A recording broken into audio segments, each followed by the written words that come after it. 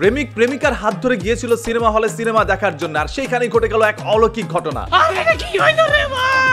সাকিব খানের নতুন সিনেমাটি দেখছিল এবং একে অপরকে পপকর্ন খাইয়ে দিচ্ছিল। পিছন থেকে একটি সুন্দর ছেলে সেই প্রেমিকাকে নানাভাবে চেষ্টা করে পটানোর জন্য এক পর্যায়ে সেই প্রেমিকা পিছনের ছেলেটির হাত ধরে এখান থেকে চলে যায়।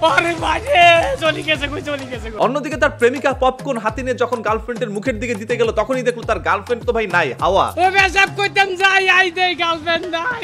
এদিকে ওদিকে নানাভাবে তিনি খোঁজাখুঁজি করে যান, তবে এক পর্যায়ে তার গার্লফ্রেন্ডকে আর খুঁজে পাওয়া যায়নি। প্রেম করছিলাম, ভালোবাসি, ভালোবাসার কোনো দিক দিয়ে কমতি ছিল না এই ছেলেটি তার প্রেমিকার জন্য। এত ভালোবাসার ভিতরে কেনে দিতে আর বুকের মধ্যে সেলের গাড়ি উড়ে গেছে। গিয়েছে সিনেমা হলে সিনেমা দেখার জন্য, তার জীবনে একটা বড় সিনেমা ঘটে গেল। ও বন্দি ছিলাম রে ভাই, ও বন্ধু বাতা রে ভাই। এই যে বয়ফ্রেন্ডটা এইভাবে যে গড়াগড়ি করে নাচানাচি করে তারপর কান্নাকাটি করছে, এটা তো তার পরিবারের সদস্যরাও দেখবে, দেখে তাকে কি বলবে? আপনার কমেন্ট বক্স উন্মুক্ত আছে ভাই, কমেন্ট করে জানাইতে থাকেন। ওই আয়ো তুপন সিনেমা দেখছি। ছেলেটা টাকা খরচ করে সময় ব্যয় করে গার্লফ্রেন্ডকে নিয়ে এদিক ওদিক ঘুরে বেড়ায়। আরে আরাম মাতুন কই মই বিকাশে তুনতে আনি এই সিনেমা হলের মধ্যে আইছি। কোনদিন তিনি না পলাইলো, সিনেমা হল থেকেই কেন পলাইতে হবে? কারণ ওইখানে অসংখ্য সাংবাদিক রয়েছে, কন্টেন্ট ক্রিয়েটর রয়েছে। এখন কন্টেন্ট ক্রিয়েটরের তো কোনো একটা কন্টেন্টের দরকার, আর ক্রিয়েটিভিটি ছাড়া তো ভাই মানুষ কোনো কিছু দেখছেই না। যার কারণে চিন্তা করলো তার ক্যামেরাম্যানকে দিয়ে একটু ঘোরাঘুরি খাওয়াইলে ওইটা যদি একটা কন্টেন্ট বানানো যায় তাহলে এটা ভাইরাল হবে। হ্যাঁ, যেমন চিন্তা ভাই তেমনই কাজ। তবে আমি নিজে অনেক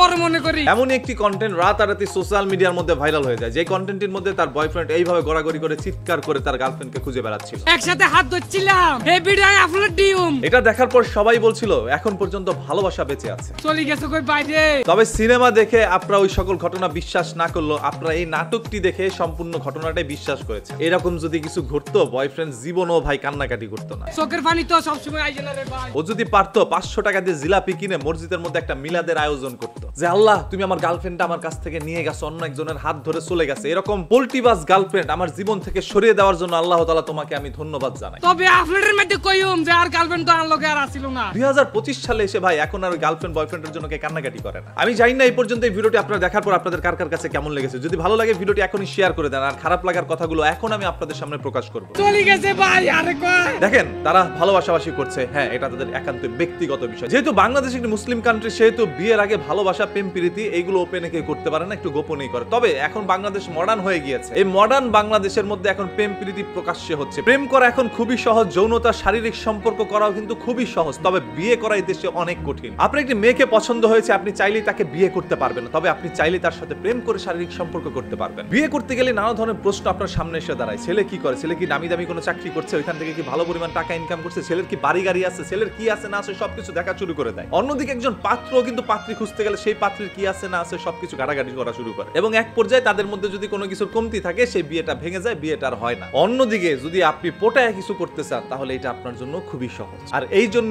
বিয়ের হারের চাইতে ডিভোর্সের সংখ্যা বেশি। অল্প বয়সে একে অপরের প্রতি ভালোবাসার সম্পর্কে আবদ্ধ হয়, শারীরিক সম্পর্ক তারা লিপ্ত হয়ে যায় এবং এক পর্যায়ে তারা দলিল করে নেয় বিয়ে করে। তবে যেহেতু ছেলের কোনো চাকরি বাকরি নেই, আয়ের কোনো উৎস নাই, সেহেতু এটা বলতেই হয় অভাব যখন সামনে এসে দাঁড়ায় ভালোবাসা তখন জালনা দিয়ে পালায়, আর ভালোবাসা আবেগ যখন পালাইছে তখন আর তারা একত্রে থেকে কি করবে, ডিভোর্স হয়ে যাচ্ছে। হয়তো ওই ঘটনা অনেকটা এগিয়ে নিয়ে গিয়েছিলাম ভাই, এটা সিনেমা হল পর্যন্ত থাকলেই ভালো হইতো, তাই না? আমি আবার যে ঘটনা বলি সেটা একটু গভীর ভাবেই বলি। এই যে ছেলেটা এইভাবে কান্নাকাটি করছে, এটা যদি নাটক না হয়ে বাস্তব হয়ে থাকে তাহলে ওর কি পরিবারের কোনো সদস্য নাই? সেই পরিবার কি ওকে শাসন করবে না যে তুই একটা মেয়ের জন্য এইভাবে তুই দাপড়াদাপড়ি করে কান্নাকাটি করছিস? পুরো সোশ্যাল মিডিয়ার মধ্যে আজকে তোর ভিডিওটা ভাইরাল হয়ে গিয়েছে, আমাদের মানিজ্জত বলে তার কিচ্ছু নাই। এগুলো কখনো কোনো বিনোদন হইতে পারে না, এগুলো সমাজকে শুধুমাত্র অশ্লীল বার্তা দেওয়া, ধ্বংস করতে পারে যুব সমাজকে এই সকল ভিডিওর কারণে। বাই দ্য ওয়ে, ঘটনা সত্য না মিথ্যা আপনাদের কাছে কার কার কাছে কি প্রমাণ রয়েছে আপনি একটু কমেন্ট করে জানান।